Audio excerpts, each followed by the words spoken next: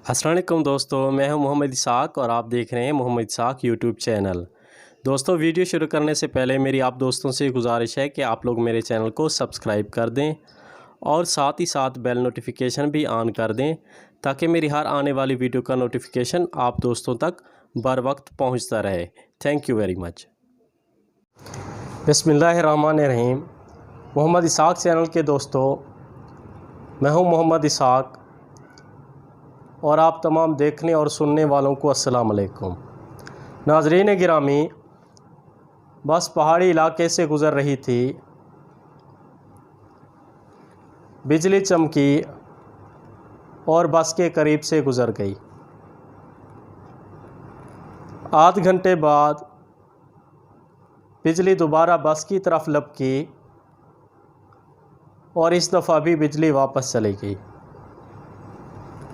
फिर जैसे ही बस थोड़ी थोड़ी आगे गई, इस बार बिजली बस के दाएं तरफ लपकी और वापस चली गई।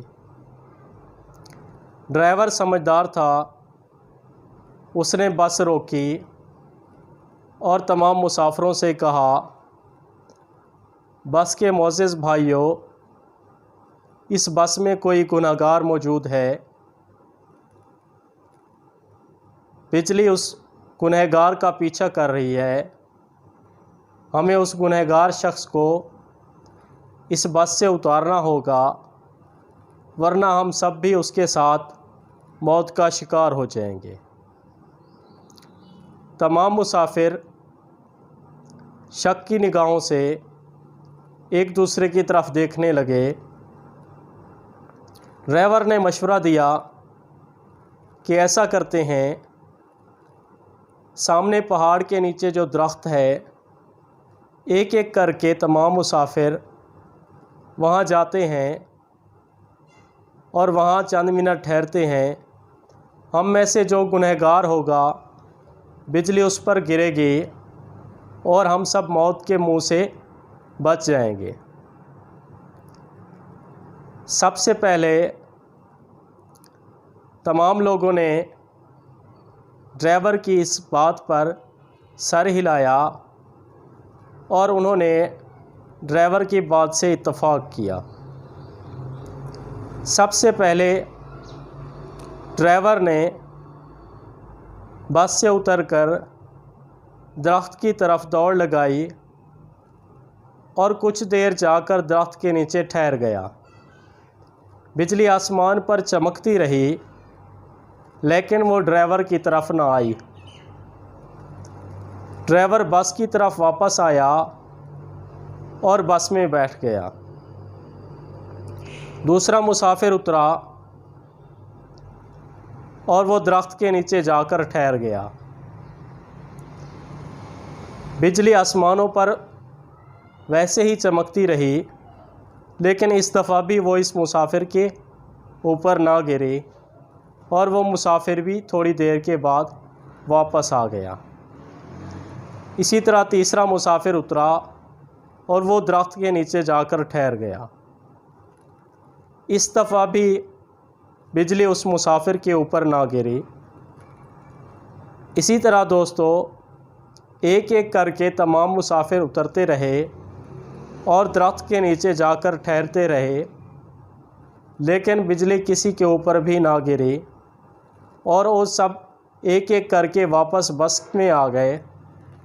लेकिन उनमें से एक मुसाफिर ऐसा था जो बस से नहीं उतरा और वो जाके दरख्त के नीचे नहीं ठहरा था।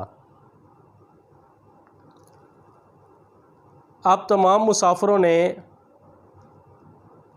उस मुसाफिर से कहा कि तुम उतरो और जाके दरख्त के नीचे ठहरो। उस शख्स ने कहना नहीं माना, वो बस से उतरने के लिए तैयार नहीं था। तो बस के तमाम मुसाफिरों ने उससे कहा कि ऐ शख्स, तुम गुनाहगार हो और तुम्हारे गुनाहों की वजह से हम सब भी मौत के नीचे बैठे हैं। तो तुम ये बताओ तुमने कौन कौन से गुनाह किए हैं, और वो सब उससे उसके गुनाहों की तफसील पूछने लग गए। लेकिन वो चुप रहा और वो बस से ना उतरा। तो फिर लोगों ने कहा कि अगर तुम बस से नहीं उतरोगे तो हम ज़बरदस्ती तुम्हें बस से घसीट कर नीचे उतार देंगे। पहले लोगों ने उसे प्यार से समझाया, लेकिन बाद में उसने उससे गुस्से से बात करना शुरू कर दी और आखिर में उसे घसीट कर बस से नीचे उतार दिया। तो दोस्तों, जैसे ही उन्होंने उसे बस से उतार कर नीचे फेंका तो बस कुछ ही फासले पर पहुंची और उस गुनाहगार मुसाफिर से चंद मीटर फासले पर जब पहुंची तो अचानक आसमान से बिजली कड़की और धाड़ की आवाज़ आई और बस में जितने भी मुसाफिर सवार थे, बिजली बस पर गिरी और तमाम के तमाम मुसाफिर जलकर भस्म हो गए। वो गुनहगार मुसाफिर पिछले 2 घंटों से उनकी जान बचा रहा था, लेकिन ये लोग उसको बस से उतारने पर बज़िद थे। तो नाज़रीन, मेरी आप लोगों से गुजारिश है कि हम लोग अक्सर ऐसा करते हैं, हम दूसरों को गुनहगार समझते हैं और ख़ुद हम अपने आप को बिल्कुल नेक, साफ़, बाइज़्ज़त, ईमानदार और सबसे ज़्यादा मुअज़्ज़ज़ समझते हैं। हालांकि हम सब गुनहगार हैं, हम सब में कोई ना कोई ऐब है, हम सब में कोई ना कोई ख़ामी है। हम सबको अपने गुनाहों पर नज़र सानी करनी चाहिए, हम सबको अपने गुनाहों की माफ़ी मांगनी चाहिए, ना कि हमें दूसरों को गुनहगार कहना चाहिए।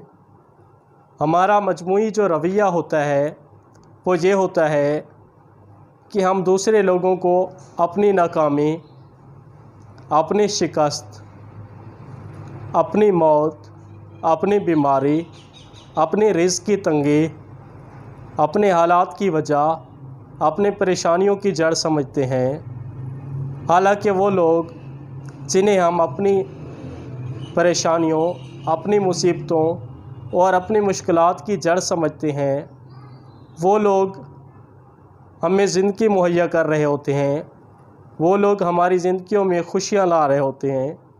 उन्हीं लोगों की वजह से हमारी ज़िंदगियों में रौनक होती है। वो लोग कभी हमारे माँ बाप की शक्ल में होते हैं, वो लोग कभी हमारे बड़ों की सूरत में होते हैं, वो लोग कभी हमारे दोस्तों की शक्ल में होते हैं, वो लोग कभी हमारे भाइयों और बहनों की सूरत में होते हैं, वो लोग कभी हमारे असाज़ा की सूरत में होते हैं, वो लोग कभी हमारे उलमा की सूरत में होते हैं, वो लोग कभी हमारे हुक्मरानों की सूरत में होते हैं, वो लोग कभी हमारे आम लोगों की सूरत में होते हैं और वो लोग कभी छोटे बच्चों की सूरत में होते हैं। ये तमाम लोग मिलके इन्हीं लोगों की वजह से हमारी ज़िंदगियों में रौनक और हमारी ज़िंदगियों में आसानियाँ होती हैं, लेकिन हम लोग अपनी नाकामी और अपनी शिकस्त की ज़िम्मेदारी इन्हीं पर डाल रहे होते हैं। तो दोस्तों, मेरी आप लोगों से गुजारिश है कि हमें किसी को भी अपनी नाकामियों या शिकस्त की ज़िम्मेदारी उन पर नहीं डालनी चाहिए, बल्कि हमें अपने अमाल पर नज़र सानी करते हुए अल्लाह ताला से अपने गुनाहों की माफ़ी मांगनी चाहिए और हमें हमारे इर्द गिर्द जो रहने वाले लोग हैं उनकी कदर करनी चाहिए, उनसे प्यार से पेश आना चाहिए, उनकी रिस्पेक्ट करनी चाहिए और उनकी खिदमत करनी चाहिए और अपने माँ बाप, अपने बुज़ुर्गों से दुआ करानी चाहिए कि वो हमारे लिए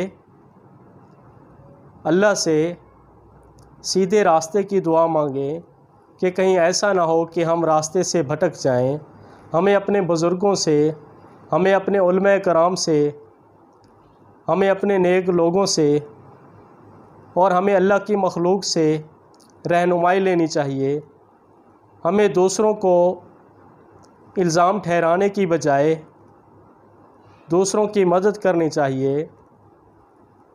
इससे ना सिर्फ़ ये कि हमारी नेकियों में इजाफ़ा होगा, बल्कि मुआशरे में एक मुस्बत पहलू भी उजागर होगा और तमाम लोग एक दूसरे की इज़्ज़त और रेस्पेक्ट करना स्टार्ट कर देंगे। तो दोस्तों, इस कहानी के सुनाने का मकसद एक ही था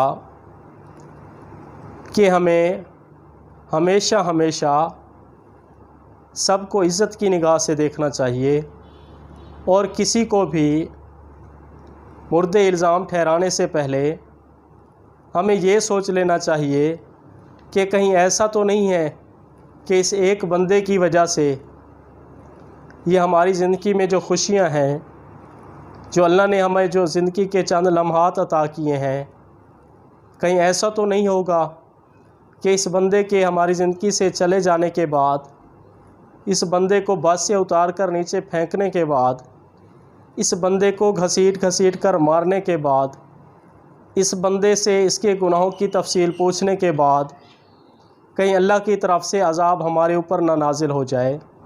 वो अज़ाब चाहे आसमानी बिजली की सूरत में हो, वो अज़ाब चाहे बीमारियों की सूरत में हो, वो अज़ाब चाहे किसी वायरस की सूरत में हो, वो अज़ाब चाहे रिज़्क़ के बंद हो जाने की वजह से हो, वो अज़ाब चाहे कहत की वजह से हो, वो अज़ाब चाहे हमारे प्यारों के इस दुनिया से चले जाने की सूरत में हो, वो अज़ाब किसी भी सूरत में हो सकता है।